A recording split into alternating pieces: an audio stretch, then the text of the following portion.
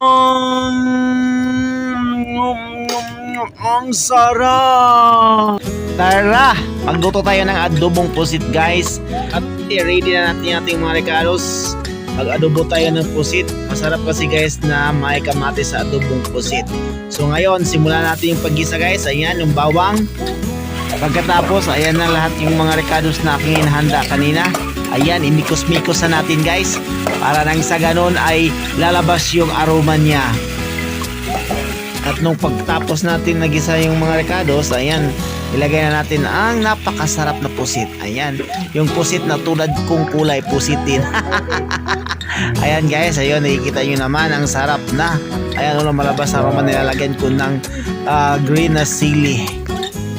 At ayun guys, ito na po yung final result niya. Ready to serve na. At ngayon, kainan na!